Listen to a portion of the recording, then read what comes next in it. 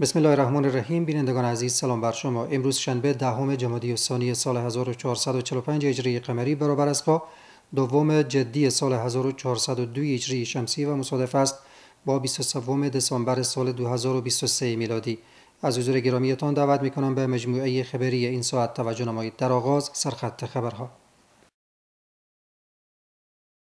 دیدار والی هرات با سرمایه‌گذاران و تاجران کشور با حضور رئیس عمومی گمرکات وزارت مالیه. دیدار معین مسلکی وزارت اقتصاد از بخش‌های مختلف پوهنتون هرات و فراغت 65 تن از بخش‌های قرائت و دوره عالمیه از دارالعلوم حمیدیه در هرات. مشروح اخبار. والی هرات با حضورداشت رئیس عمومی گمرکات کشور با سرمایه‌گذاران و تاجران این ولایت دیدار نمود. در یک نشست مولانا نوراحمد اسلامجار والی هرات با حضورداشت رئیس عمومی گمرکات کشور با مسئولان اتاق صنایع و معادن، تاجران و سرمایه‌گذاران و اعضای اتاق پیشوران هرات دیدار و مشکلات موجود صدرایشان را استماع نمود. در این دیدار تاجران ورود کالای مشابه، واردات قاچاقی مواد و بلند رفتن محصولات گمرکی را از چالش‌های صدرایشان عنوان نموده و خواهان رسیدگی به آن شدند. تاجران و سرمایه‌گذاران هرات همچنان خواستار بلند بردن تعرفه به کالاهای مشابه شدند. در همین حال شیخ اسلامجار والی هرات و رئیس عمومی گمرکات کشور وعده دادند که به این مشکلات رسیدگی خواهد شد. به تعداد 65 تن از بخش قرائت و دوره عالمیت از دارالعلوم حمیدیه در هرات سند فراغت دریافت نمودند.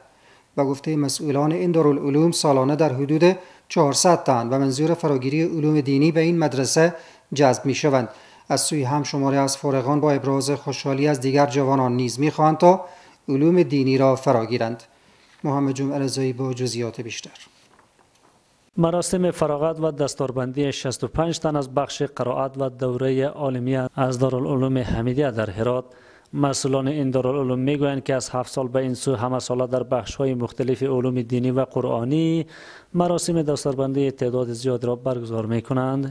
په دارالعلوم حمیدی که حدوداً 400 تر 410 کس هر کال موږ دلته داخله لرو، طالبان روزو نو سږ کال مو تقریبا په دې 410 کسو کې 15 کس فاضلین درلوشتل چې هغه الحمدلله نن د فراغت غونډه روانه. به گفته این مسئولان کسانی که از این مدرسه فارغ میشوند تلاش میکنند تا به دوره های بالاتر و پانتون دروسشان را ادامه دهند. از سوی همشمار از فارغین با ابراز خوشحالی میگویند که والدین و استادانشان زحمات زیاد را به خاطر تعلیم و آموزش علوم دینی برای آنها کشیدند. او زما و کشران او را روان نسل ته دا وینا ده چې هغه دی هر څوک هر سړی و خپل نوې نسل او خپل زوی ته هغه مدرسې ته تشویق چې د الله تعالی جل جلاله علم حاصل کړي او ټول عمر په دغه تعلیم او تعلم کې تیر شي. چې د نبی اکرم صلی الله علیه وسلم حدیث شریف دی چې علما چې دی ورثه د انبیاوی دي، انبیاوی په دې دنیا کې نه دینار پریښه نه درهم پریښه دی بلکې علم پریښه دی. نو دا د انبیاو میراث دی علم. الله پاک چې یو چاته ورکړي هغه د الله پاک یو ډیر لوړ نظر پر هغه باندې کړی. این در حالی است که هرات هر از گاهی شاهد برگزاری مراسم فراغت و دستوربندی از بخش‌های مختلف علوم دینی می باشد. معین مسلکی وزارت اقتصاد در سفرش به هرات از بخش‌های مختلف پوهنځی اقتصاد پوهنتون هرات دیدار نمود. وی هدف از سفرش به این ولایت را دیدار با اقشار مختلف مردم و مسئولان مؤسسات داخلی و خارجی میگوید. از سوی هم مسئولان پوهنتون هرات میگویند که همکنون برنامه ماستری پوهنځی اقتصاد این پوهنتون فعال بوده و محصلین در این بخش مصروف تحصیل هستند. محمد جمعه رضایی گزارش میدهد. دیدار معین مسلکی وزارت اقتصاد از بخش‌های مختلف پوهنځی اقتصاد پوهنتون هرات.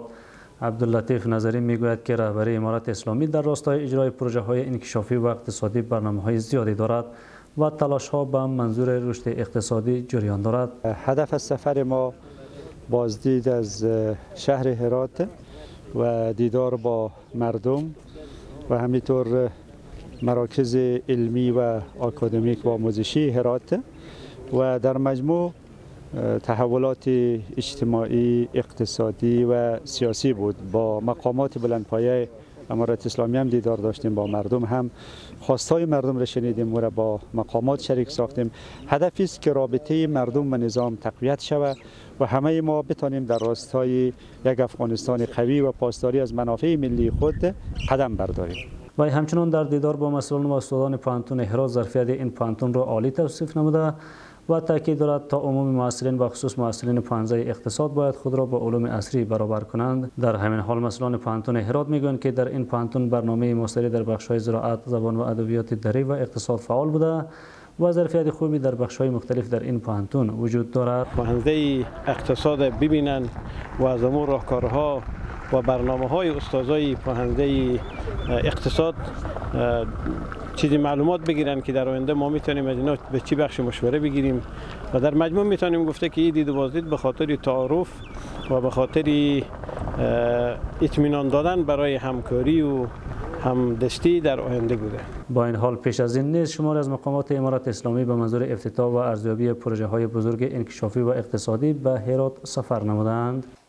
نشست با حضور معین مسلکی وزارت اقتصاد، والی هرات و شماری از بزرگان اهل تشیع در این ولایت برگزار شد. شیخ الحدیث مولانا نور احمد اسلامجور والی هرات ضمن استقبال سفر معین مسلکی وزارت اقتصاد به این ولایت تعهد سپرد که تمام تلاششان در زمینه رسیدگی به خواستهای بزرگان اهل تشیع به خرج می‌دهند.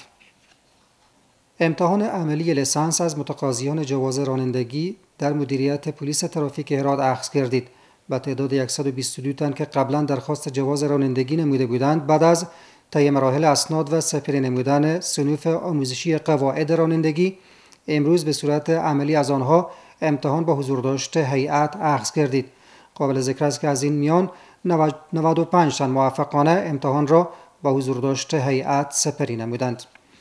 بینندگان عزیز، این بود مجموعه خبری این ساعت. توجه کنید به وضعیت هوای شهر و چند ولسوالی ولایت هرات. بینندگان عزیز، سلام بر شما. شب بر همگی شما بخیر. توجه فرمایید به وضعیت هوای شهر هرات و چند ولسوالی آن. یک شنبه شهر هرات آفتابی، بلندترین درجه حرارت 19، پایینترین 10 درجه سانتیگراد. غوریان احتمال باد، بلندترین درجه حرارت 21، پایینترین 15 درجه سانتیگراد. کراخ نیمه ابری، بلندترین درجه حرارت 14، پایینترین 7 درجه سانتیگراد. و همچنین پشتون زرغان نیمه ابری، بلندترین درجه حرارت 18، پایینترین 10 درجه سانتیگراد. و در پایان مرور مجدد داریم بر سرخط خبرها. دیدار والی هرات با سرمایه‌گذاران و تاجران کشور با حضور رئیس عمومی گمرکات وزارت مالیه. دیدار معین مسلکی وزارت اقتصاد از بخش‌های مختلف پانتون هرات و فراغت 65 تن از بخش‌های قرائت و دوره عالمیه از دارالعلوم حمیدیه در هرات. بینندگان عزیز و ارجمند، این بود مجموعه خبری این ساعت که تقدیم حضورتان گردید. وقت بر همه‌تان خوش. خدا نگهدار.